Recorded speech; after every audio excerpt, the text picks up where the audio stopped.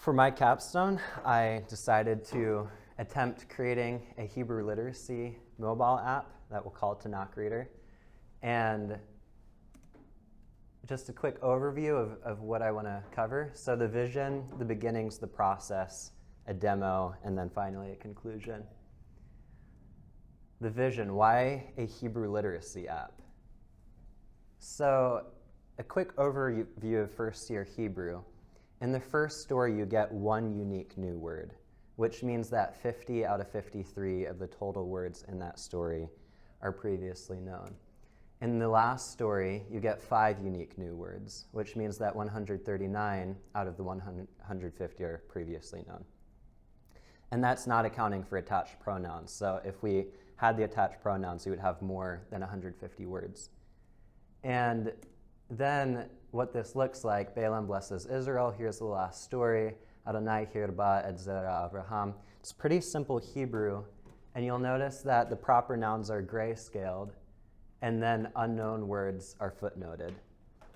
And then finally, the students cover Jonah, which is more difficult, but there's weeks of practice and pretty elaborate visuals accompanying that. Then we come to the manuscript, the goal of every ancient Hebrew student. And Genesis 1, you get 663 words. Unknown word occurrences 110, of which 46 are unique. And if you compare that, that's a 93% readability in first level Hebrew, and then an 85% readability in Genesis 1. And to visualize those unknown words in Genesis 1, you're coming up against a pretty big roadblock. Now, intuitively, I knew that the Old Testament was a lot harder, but the cool thing about computer science is you can actually create data. So I took 5 minutes to write a quick script, and here you have the readability of the Hebrew Bible. Each book of the Bible, I took the average chapter length and the average known words per chapter and the average unknown words per chapter. And that gives you across the entire Old Testament an 83% chapter readability average. And that's with marking proper nouns as known. Now, can we bridge that gap? Can we get a first year level Hebrew student into the Old Testament? And my theory is that yes, by creating a graded or incremental reading approach to the Hebrew Old Testament, by supplementing the text with English data and grammatical information, and by providing the user with vocabulary acquisition skills. Okay, the beginnings, an unexpected transition from psychology to linguistics. So for my independent study, I poured hours and hours of research into personality psychology, a field called psychometrics. How can you test personal characteristics? And I created this attention span of the last century of personality psychology and started studying computational psychometrics. So using machine learning and artificial intelligence in the online space to map out people's characteristics. My goal at that point was to create like an application or a model that would use artificial intelligence to track a person's characteristics, and then they could input their preferences, like I want to become more conscientious, I want to become more honest, and then it would suggest next steps for that character development. A rude awakening, I realized that achieving that project, especially with the AI, would be at least a PhD level project. And any level of research I would accomplish in Capstone would be much less practical for others than something like an app. And so here I want to discuss the process of actually going from a whiteboarding brainstorm to a mobile app. Here's a brief timeline. I started out in September with some initial brainstorming and whiteboarding, doing interviews, different things like that. Through the end of the semester into the winter, I started finding the data that I would use for the app. And then through the spring, I started researching app development and began that whole process. So first, inspiration, benchmarking, and interviews. I had an epiphany at the beginning of the fall semester of I love biblical Hebrew. I took Hebrew exegesis, and it just gave me such a love for the Old Testament, digging into the messianic passages in the original text. And I realized that reading the manuscript is frustrating. I remember pulling up Logos and trying to work through Ruth and just not knowing where to go. There's unknown vocab, difficult verb forms, having to manually enter new words into Anki. And I was like, wow, technology can solve these problems. And so here's an early whiteboarding brainstorm of what I hoped the app could achieve, bringing together vocab and bringing together grammatical tools and different things like that. And so I did some benchmarking. What's out there? Well, we have Bible tools like Logos, and they have great linguistic features, but you go down all sorts of bunny trails. Then you have Bible apps like what's called Tanakh Fluent, and you have audio and a pretty nice reading interface, but it's pretty bare bones on the data. And then finally, you have the Reader's Hebrew Bible, which is great. It gives you footnotes for rare words and great proper nouns, but it's kind of a pain to then go and enter new vocabulary into something like Anki. Here's an example of each. Logos, you can select a word, and it gives you the morphology and the English definition. Tanakh Fluent provides you with the audio, and then a Reader's Hebrew Bible provides you with all of these footnotes.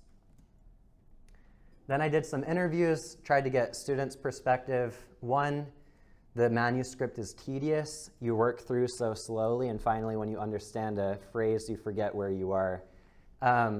There's linguistic challenges, and I heard a desire to actually be able to track growth.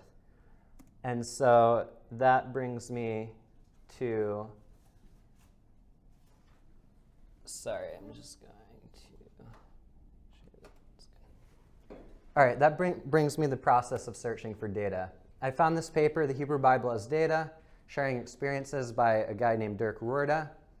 And it's basically the idea of computational linguistics, which is language analysis that uses computers.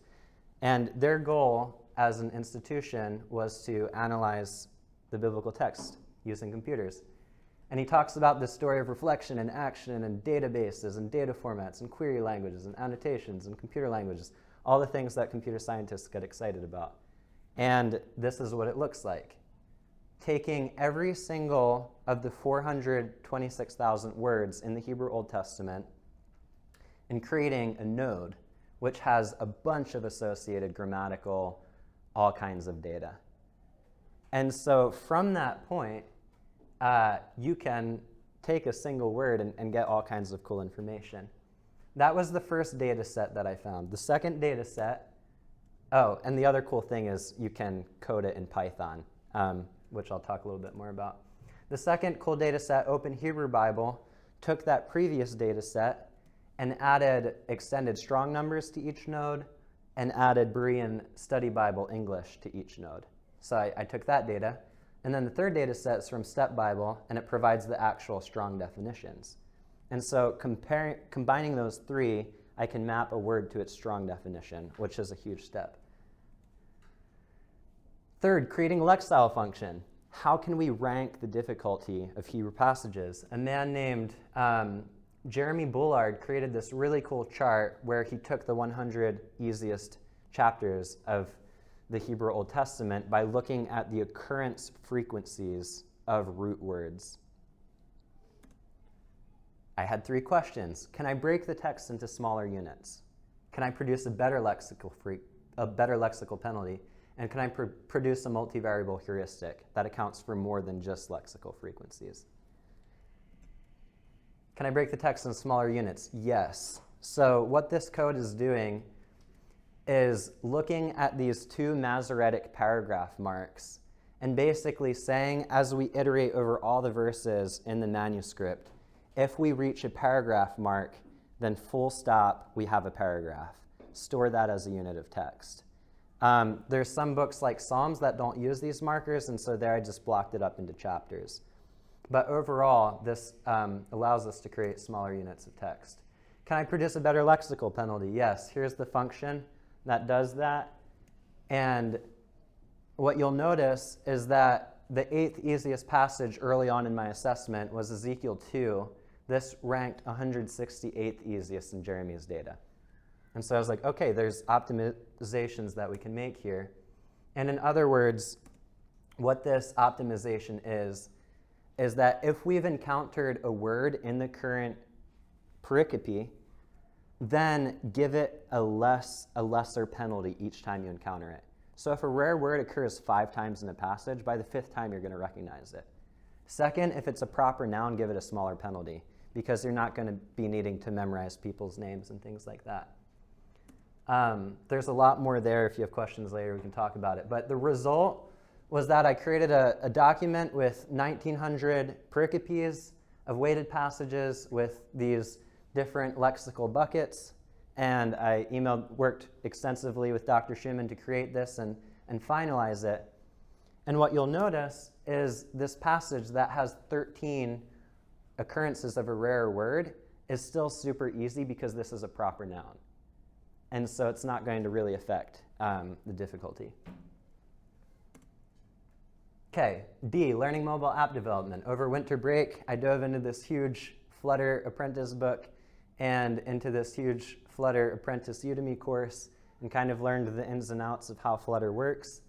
And to give an example of that, you have these things called widgets. So center is a widget, column is a widget, text is a widget, and you have a hierarchy where in this screen on the right, the center is producing a central box. The text is producing that first text. The second text is producing the number. The floating action button at the bottom. And then when you press that button, it calls that function at the top, which increments the counter. That's kind of a small picture of how the code works. And there's a really complicated idea called state management that I had to spend a ton of time on. And it's as your data is updating, how does the user interface update?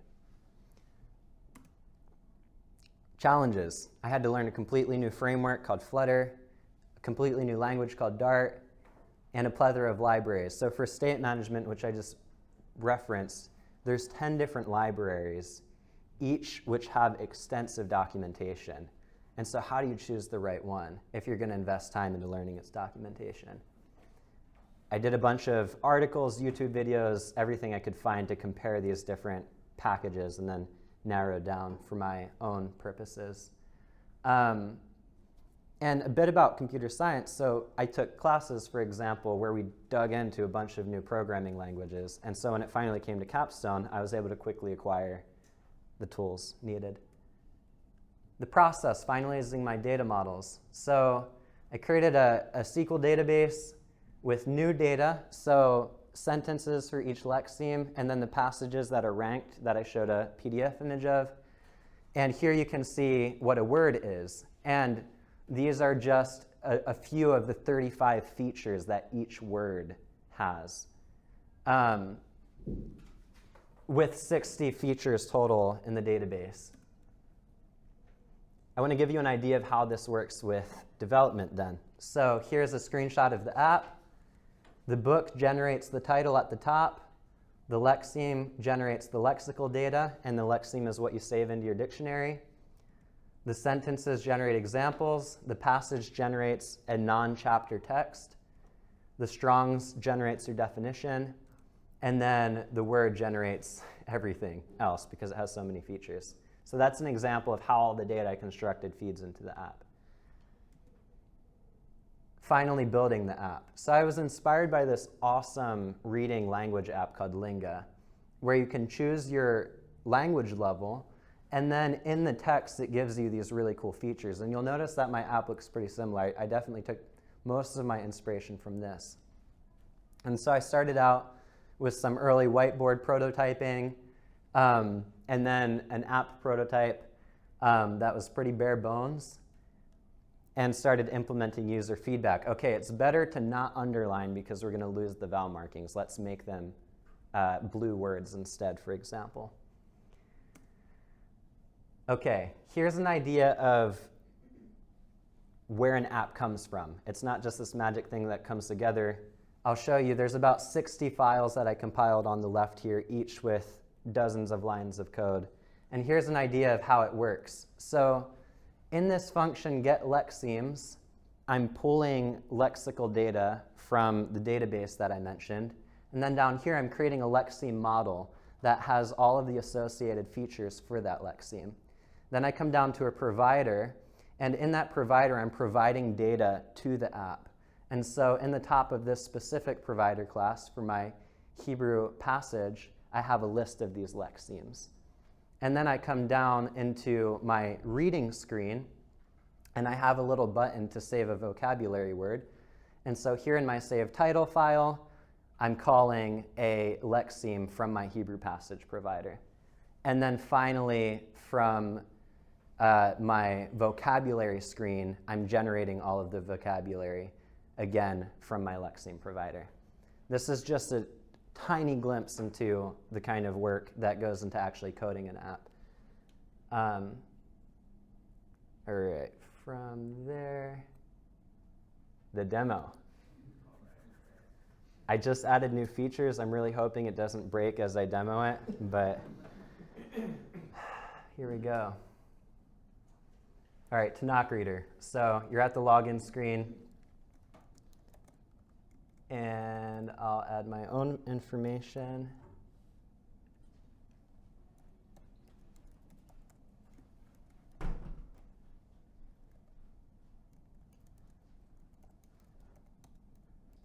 Okay, so I've added my first name, last name, and email.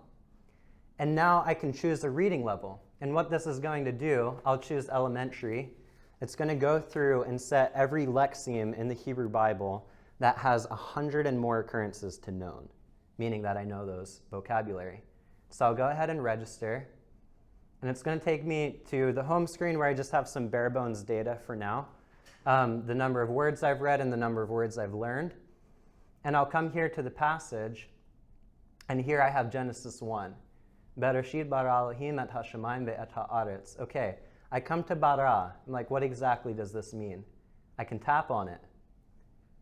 And you'll notice that the word is blue. The meaning, if it's blue, is that it's under my vocabulary range. And so it's probably a word that I don't know. I'll tap on it. Okay, this word occurs 48 times. It means create. It's a verb in the Kal perfect form, so I have all of this linguistic data. And then I can actually generate examples of where it's used elsewhere in the Hebrew Bible. So here it's used in the Kal form, here it's used in the Nifal form, and I have a bunch of examples of where this text is used. Then I can generate an English translation of this verse where the selected word is blue. Then I can also get the English definitions here from Strong's. And I'll go ahead and add this to my dictionary. I definitely want to pay attention to it later. Okay, now I see the text. How the text is broken up is also important. So if I want to break it up into clauses, for example, then each line becomes a clause. What if I don't want the distraction of verses? Then I'll break it up into just paragraphs. And so here it's chunked up into nice little bite-sized units of text. Okay, we'll put it back at just verses. And the cool thing is that all of this is scalable to the entire Hebrew Old Testament. So I can go to any book. I'll go to Exodus 2. And you'll notice that the proper nouns are grayscaled, like they are in the Hebrew Reader's Bible. Okay, say I click on a known word, leda'ah. It says you know this word. Basically, jog your memory. You've seen this before. And so if I really want to see it, I can tap Show Gloss, and it will give me a little glossary. Or I can set it to unknown by tapping this little button here. Now, a huge part of the work was creating those subtexts that are ranked by weight.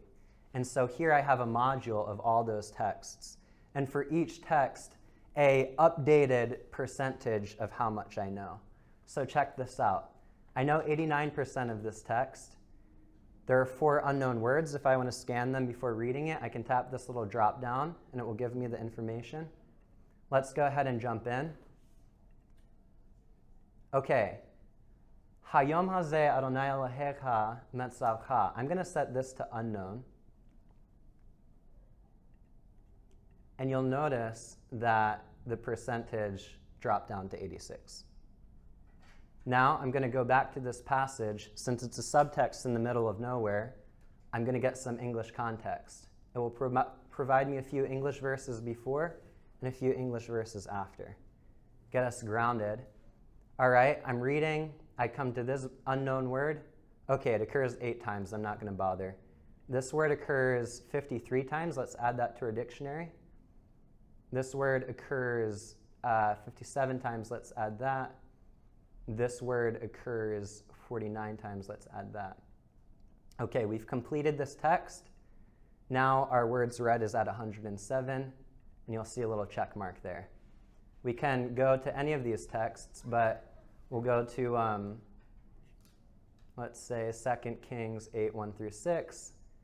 Okay, ought. I'll add this to my dictionary. Let's add one more. Okay, now say I've been studying for a while, and I learn a word. Here's my saved vocabulary. I'll say I learned this one. I'll set it to check. Interesting. Okay, there we go. And here, words learned is 1. All right, and then finally for the grand finale, I couldn't get the API to quite work, so it's a little bit hacky, but I'll give you an example of how to streamline the vocab process. Okay, to show you that it's live, I'm going to hit this little export button. All right. And let's grab my email. Okay, I just got a new email. And since I can't quite send a CSV file right now, I just have some text. But there's some instructions for what to do. I grab that text. I drop it into a text file, pretty simple. Do a quick Command F. And for my line breaks, I have these little bars. And I'm just going to replace that with an enter. We'll do that for all. Hit done. Okay, now I'm going to save this. Go to on key. I have this new deck, import, and we're going to import that vocab CSV file. And our separation is this little character here. All right, let's go ahead and import that. 6 new notes added. We'll go ahead and study. And here we have the Hebrew words that we just saved in our app with all of the Strong's English information.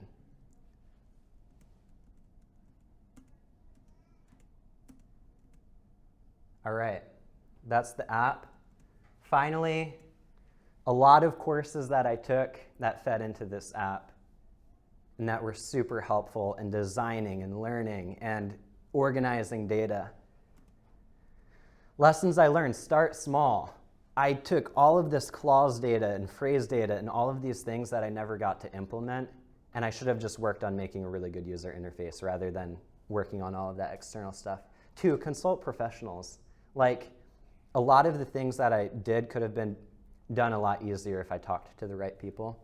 And 3, access to the right information is key. So if you, for example, know that there's a really good tool to organize data, but you do all of that on your own, then knowing that that tool exists is going to help you out. I had to take a lot of long trails when there was good technology there. Future work: implement better Hebrew data, create a better user interface, connect data to the cloud, and design a more personalized experience, and hopefully publish it to the App Store. And yeah, I'm done. Sorry for going a little bit over. Do any of you have questions?